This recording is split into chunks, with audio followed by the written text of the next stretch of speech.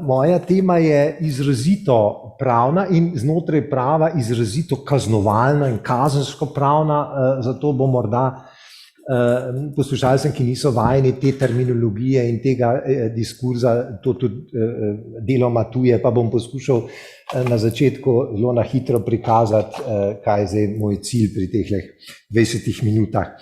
Torej, najprej nekaj o tem, kako Slovenija pravno gleda na, zelo previdno rekel, pospeševalno sodelovanje pri tujem umiranju. To je en precej širok spekter, ki je precej kompleksen. Kakšne institute pozna, kakšne izjeme pozna, kako to sistemsko poskuša zgrabiti, ali je bolj konzervativna, ali je primerjalno bolj, da rečem, liberalna na tem področju. In potem, ker je pač naslov tak, v to smer me sili, pot do nekaznivosti, torej kako je mogoče zdaj trenutno ureditev prilagajati, s kakšnimi instrumenti, na katere smeri, da pridemo do nekih izjem v smeri pomoči pri samomoru oziroma evtanazije. Slovenija je leta 2008 z Kazenskim zakonikom 1, KZ1 in kasneje s številnimi novelami, zadnja je bila KZ1I leta 2021, deloma prevzela iz prejšnje zakonodaje dva temeljna delikta, to sta uboj po 115. členu, kdor komu vzame življenje, zelo enostavno, naklepen delikt, in 120. člen napeljevanje k samomoru in pomoč pri samomoru, kdor koga naklepoma napelje k samomoru ali mu pomaga pri njem in ga ta stori, se kaznuje z zaporom in tako naprej. In drugi odstavek, kdor stori dejanje iz prejšnjega odstavka proti mladoletni osebi, ki je že stara 14 let, ali proti osebi, katere sposobnost razumeti pomen svojega dejanja ali imeti v oblasti svoje ravnanje bila bistveno zmanjšana, se pa strožje kaznuje, nekaj pa zdaj tudi spuščam. Bistvena razlika med tema dvema deliktoma je v bistvu banalno tehnična.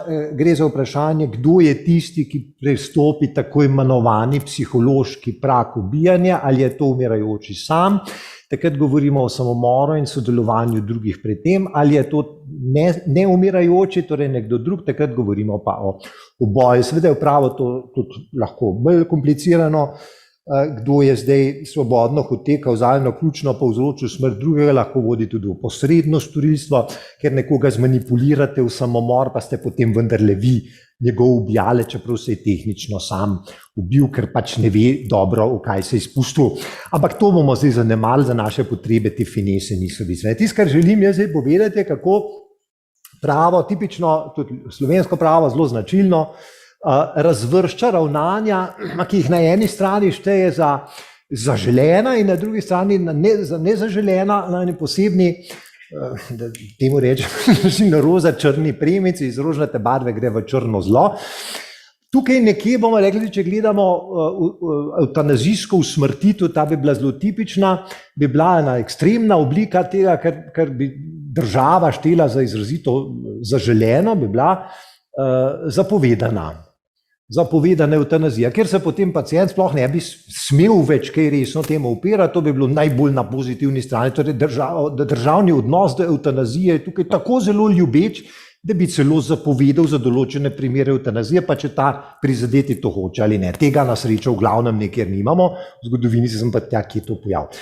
Potem bi imeli nekje eno pravico do evtanazije, ki sicer ni zapovedana za tistega pacienta, pravica celo iztužljiva, mi smo danes že slišali pozitivni status, pride, zahteva, gre na sodišče, jo dobi, če bi imel kdo prej kratu ali poskušal umreti. Potem imamo tukaj nekje, če gremo zdaj proti levi, imamo nekje sicer pravico, pa ni čisto iztužljiva, so določeni problemi, to so ti posebni statusi, lahko gre, saj smo slišali, lahko ga zdravnik potem drugam napoti, pa država potem gleda, sploh še ima kakšne na razpolago, ki so za to so zdaj že take zelo omejene pravice, tehnično zelo prazne pravice. No, potem pridemo eno ogromno območje neutralnega, ker se država s pojavom ne ukvarja, ker se ji ne zdi dovolj zanimiv, da bi se z njim sploh ukvarjala, evtanazija zdaj gotovo ni več taka. No, potem pa pridemo v področje, kjer jo začne država omejevati in sicer jo na eni točki začne razglašati za nezaželen pojav, torej sodelovanje pri smrti drugega in vlaga denar in vlaga energijo, vlaga politike v to, da se ta pojav omejuje. Ne čuti pa še potrebe, da to je tipičen primer je samomor. Države ne marajo samomorov. Države vlagajo politike in energije in denar, da se samomore brzda na nek način. Država, kjer se ljudje množično sami sebe ubijajo, ni prav simpatična država in to države vejo in tega ne marajo. Podobno tudi pri prostituciji, pa pri popivanju z alkoholom, pa prepovedane droge in tako naprej. No? Prepovedane droge so slab primer, ker tam so že tudi prepovedi, ampak samomor je pa tipično tak, da značilno ni prepovedan. No, pridemo pa slej ko prej tudi eno točko na to naše poti angažiranosti proti omejevanju enega pojava, kjer pa reče, zdaj pa to ni samo nezaželeno, zdaj pa samo denar vlagal, da bi tega tole zmanjševal, ampak bom tudi z pravom rekel, tega ves nočem. Da, eno prepoved nekega ravnanja. Samomor v Sloveniji ni tako zelo jasno neprepovedan. Mi imamo številne primere, kjer je samomor v bistvu celo tudi prepovedan. In bomo videli, da zapove garantom, da ga tudi prepreči. In tudi preprečitev samomora ni protipravna v nobeni okoliščini, kar kaže celo, da samomor ni pravica. Ker če bi bila pravica, potem je omejevanje samomora prepovedano. Pri nas pa ni prepovedano. Vsakdo sme od drugega preprečiti samomor. Drugemu preprečiti samomor. To ni nikdar prepovedano in tudi ni nikdar kaznivo. Celo če je pri tem zelo grob, in kaj polomi ali pa ga naredi invalida trajnega pri tem, če mu reši življenje, je po merilih opravičljive skrajne sile tole vselej opravičeno. In tudi, kot bomo videli, do zdaj je bilo tudi upravičeno. Zato kaže z kazenskopravne perspektive, da življenje ni pravica, ampak ima ampak ima pomembne elemente dolžnosti in to se najlepše vidi pri preprečevanju samomora. No, načeloma ga lahko prepove. Prepove ga, kadar ste pod garantnim pokrovom, recimo samomora v Sloveniji značilno v skladu s pravom ne smete izvršiti v javnosti, pred otroci, tam imate ene posebne prepovedi, to ostane prepovedano. Če vam je bila zakonito odvzeta prostost, imate en kup garantov, ki vam bodo morali preprečiti samomor in tam ne morate več govoriti o pravici do samomora. To je slučajno ne. V zaporu si življenja po javnem pravu, večinskem pravu tega sveta ne morate skladno s pravom več vzeti. Podobno velja za druge totalne institucije, pripore, prevzgojne domove in tako naprej. Vedeti morate, da so določeni pravni poklici s strokovnimi pravili zavezani preprečevati samomore in je pri njih strokovna napaka, če tega ne naredijo. Policijsko pravo recimo pozna zapoved preprečevanja samomorov. Policaj, ko vidi, da gre za poskus samomora in začetek samomora, je dolžan ta samomor tudi preprečiti. In nima nobenih pooblastil, da tam ugotavlja, je bil svoboden ali bil svoboden in tako naprej. On mora ta samomor preprečiti. Mi smo imeli že precej teh problemov, ko je šlo za strokovno napako, ko samomora niso preprečevali. No, potem pridemo pa eno točko, ker postane neželen pojav kazniv. Ne samo prepovedan, ampak kazniv. In sicer po različnih pasovih, lahko kot disciplinski prestopek, prekršek, slej ko prej pridemo pa v področje kaznivega dejanja. In to gre potem v neskončnost tega temnega. Samomor v Sloveniji nikdar v novejši zgodovini, da tako rečem, zdaj novejša zgodovina, dober je recimo po prvi svetovni vojni, ni bil kazniv. Nisem pa tako zelo prepričan, da ni bil in še ni v številnih primerih prepovedan. Zdaj pa, če pogledamo, kako je zdaj s tem zasukom, po novem pa želijo celo sodelovanje pri samomoru, ki je zaenkrat tudi kaznivo dejanje, pač narediti skladnega s pravom. Zdaj, to je pa moja ožja tema. Najprej nekaj malega o storitvah in opustitvah. Tu je verjetno en največjih trkov med terminologijami medicine in kazenskega prava oziroma pač med razumevanjem opustitve v medicini in v pravu, kazenskem pravu. Načeloma so kaznivi storitveni posegi v življenje. To se pravi, če nekomu vzamete življenje, pa če mu aktivno pomagate pri tem, da si ga vzame ali pa kaj takega, to se pravi neke aktivne vložke energije, storitve pravimo, tu nemško, ne? Aktivnosti. Pravo pa pozna tudi enačenje pravne odgovornosti storitvijo tudi za pasivne storilce pod določenimi pogoji. Zato lahko rečemo, da je zlasti uboj pa tudi pomoč pri samomoru, pod določenimi pogoji seveda možna v pravnem kontekstu, kazensko-pravnem kontekstu tudi pasivno. Zato kazenski pravniki nimamo kakšnih posebnih težav pri razpravljanju o pasivni evtanaziji, čeprav evtanazija ni pravni pojem. Medicinci so pa kar zgroženi, ko to slišijo. Zdaj, kdaj je pasivnost pravno izenačena z aktivnostjo, kdaj je smrt, če zdaj pač govorimo o smrti samomorilca ali pa evtanazijsko usmrčenega, ki ni samomorilc, pripisljiva tudi pasivnemu, tistemu, ki je ni odvrnil zgolj. Po kazenskem pravu, teh pogojev je več, ampak po kazenskem pravu mora biti predvsem, to je zame zdaj tukaj najbolj zanimivo, garant življenju drugemu.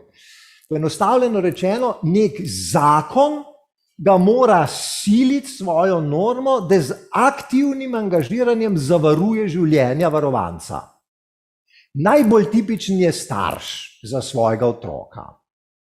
Je pa seveda tudi zdravnik tak. Zdravnik mora pacientu z aktivnim angažiranjem varovati življenje, z aktivnim.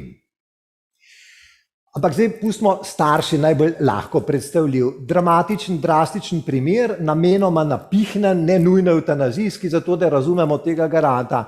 Oče v družini ima 3 otroke. Eden ni njegov biološko, pa ve, da ni 2 sta pa njegova. In zdaj tisti, ki ni njegov, leze na polico v 7. nadstropju in grozi, da bo dol padel. Oče ga ni nič tja pošiljal, ga ni nič šuntal, da tam čez leze smrtonosno in tako naprej, ampak opazi, kaj se dogaja. In zdaj začne razmišljati, didaktično to zdaj pripovedujem, dober je tale ni moj, če bi bil moj, bi že ukrepal, zdaj pa ne bom, se to je samo nepotreben dedice, ga tako ne maram, pa še tam na poltje, pa evidentno ni moj, kar ne pade. Jaz ne bom preprečil, da bo dol padel.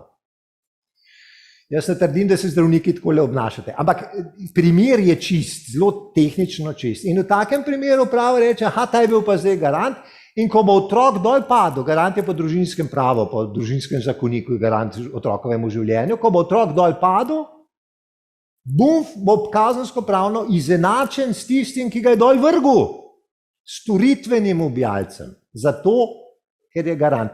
In seveda zdaj, če zdravnik reče, jaz pa tega le ne bom zdravil, čeprav vem, da bi on lahko še 10, spet namenoma zaostrujem, 10 let živel, res, da bo pri tem hrom, pa še slep, pa še govoriti ne bo mogel, ampak 10 let bi še lahko živel, to je pa zdaj lahko ena opustitev, ker on kot garant nekoga pusti umreti, in to pa nisi, to je opustitvena in bo izenačen s tistim, ki ga bo aktivno ubil, kazensko pravno gledano kot garant, tukaj ni nobenega dvoma, ampak to ni tista situacija, v kateri je dr. Cviter prej govoril, tako imenovana medicinska nesmiselnost, strokovna nesmiselnost podaljševanja življenja. Tam bi šlo, kot jaz razumem, za ure, tedne, morda, ne pa za 10 let, to pa ne more biti medicinsko nesmiselno, to pa nima kaj zdravnik ugotavljati slovenski kulturi in pravo, da ni vredno, da v ta hrom pa gluše živo. To so pa vprašanja, ki niso v njegovi strokovni pristojnosti. Tistih 7-krat oživljati v eni noči, to so druga vprašanja, ampak tole pa ne več. Zato je treba tukaj pri teh opustitvah ločiti, ali je to neka opustitva, zdaj rečem, evtanazija, ali opustitvena pomoč pri samomoru, tudi pomoč je lahko opustitvena, ali je pa to podvarianta medicinske nesmiselnosti, to je pa strokovno vprašanje. Tam mu pa ta smrt načeloma ne bo več pripisljiva, ker ni strokovna napaka. Tole pa je opustitveno možno, zato jaz tukaj s polno suverenostjo trdim, seveda je kazensko pravno opustitvena evtanazija še kako možna. Še kako možno, in to sploh ni sporno. Je pa seveda razumljivo, da terminologija medicine se pa temu upira iz to enega razloga, ki so razumljivi, ampak kazensko pravno pač to ni kaj posebej. Torej, še enkrat, samomor ostaja protipravno, odvrnitev je zelo verjetno, je v samomoru veliko enih protipravnih elementov, to se sliši zdaj zelo bogokletno, odvrnitev je vselej skladna s pravom, kar kaže, da je tam en problem s protipravnostjo samomora. Tam je en velik problem, kulturni in pravni. Odvrnitev od samomora nikoli ni protipravno prisiljenje, ne more biti kaznivo dejanje prisiljenja, če nekomu vsiljuješ, da živi naprej. To tudi zelo lepo pokaže, da je življenje nekaj drugega kot klasična pravica, da ima en elemente tudi dolžnosti, trenutno stanje pač tako. Reševanje življenja je nujno skladno s pravili o skrajni sili. To je vedno skladno s pravom reševati življenje, tudi če je zelo grobo, kot rečeno, če nekoga poškoduje, celo če ga naredi zelo težkega invalida, je upravičeno. Pogosto je zapovedano, garanti morajo reševati tuje življenje, tudi v primeru samomora. Zakonec se ne more veljavno kazenskopravno zagovarjati, da pač ni ukrepov, ker je štel, da je mož želel na vrvi z obešenjem umreti in ga ni reševal, ker je štel, da je to čisto v redu. On mu je garant in ta mora tisto vrv nekako prerezati ali pa nekoga poklicati, da bo tisto vrv prerezal, sicer utegne odgovarjati za smrt, če je imel hotenje, da bo ta samomor se tudi ustrezno smrtno končal. Tole je morda težko razumeti, ampak kazensko pravo je tukaj popolnoma jasno, pri garantih tudi ni kaj dosti razpravljati.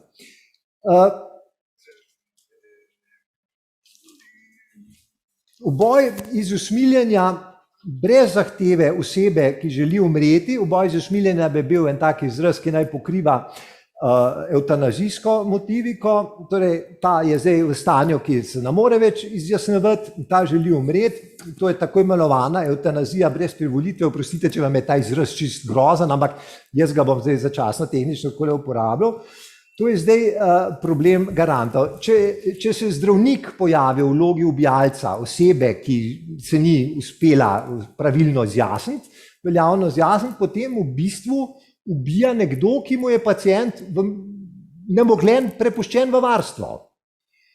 In to je tako imenovani uboj strani garanta, saj to je aktivni uboj strani garanta in to je pa seveda situacija zahrbtnosti, to pa ni več uboj, to je pa umor, to je pa najtežja oblika naklepne usmrtitve, zato je evtanazija brez privolitve v slovenskem pravu ne samo uboj, ampak še več kot to umor.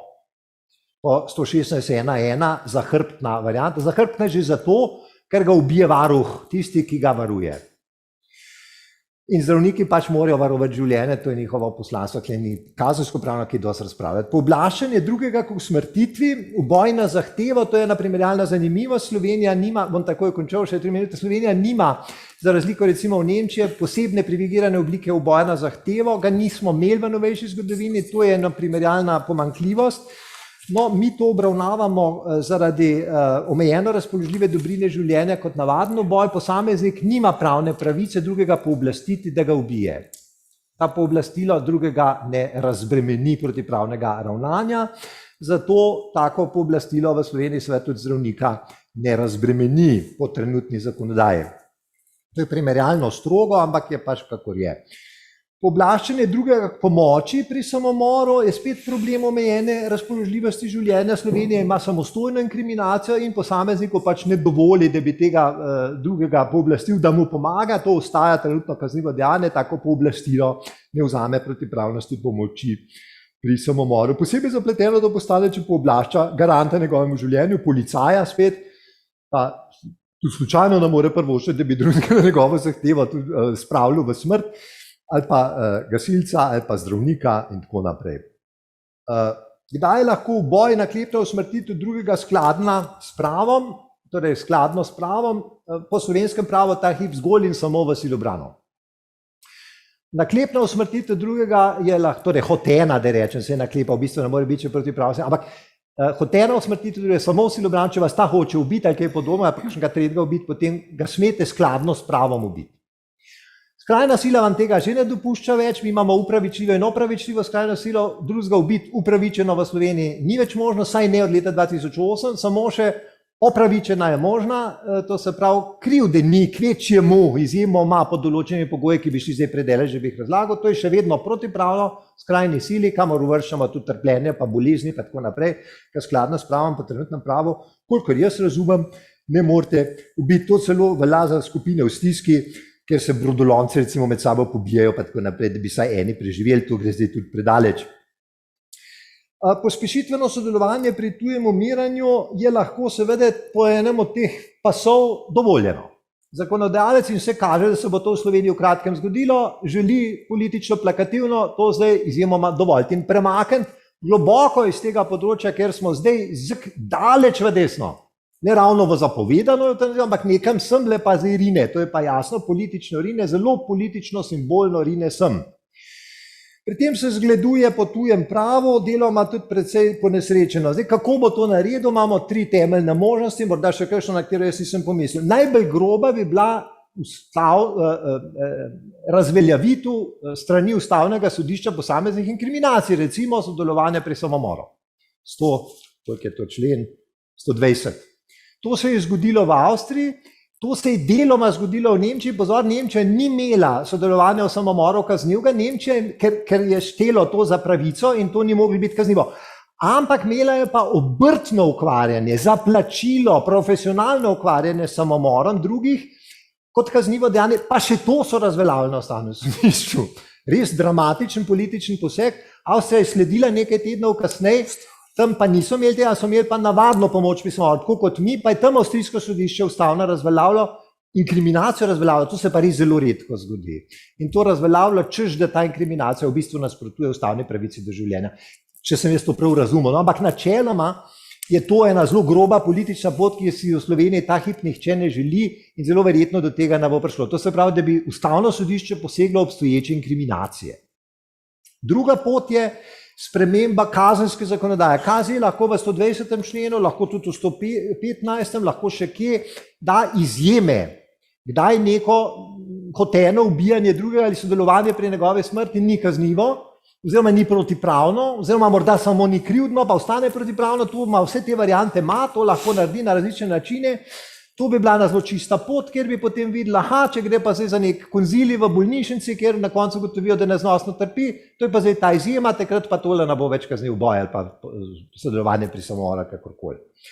Tretja pot je, da poseben zakon sprejme, ki nekaj dovoli in potem seveda po avtomatizmu kot stikalo izključi protipravnost, če se po tistem zakonu ravna, če tista forma je izpolnjena, potem niti kazeja ni treba spreminjati. Potem mora kazaj to vzeti kot dejstvo, blanketna izpolnitvena zakonodaja neutralizira kaznivost pomoči pri samomoru oziroma pač uboja. Zelo verjetno se bo to v Sloveniji zgodilo. To se pravi, kazni ne bodo posegali, ker bodo šteli, da niti ni potrebno, ampak bo sprejeten poseben zakon, ki bo pač dajal neke forme, po katerem to gre. Jaz se tukaj ne spuščam, to je to prav, je to politično primerno, je to etično, ampak moja naloga tudi ni v tem predavanju, jaz sem samo povedal, kakšna je možna pot do nekaznivosti, iz kaznivosti, kakršno zdaj pač imamo. Hvala lepa.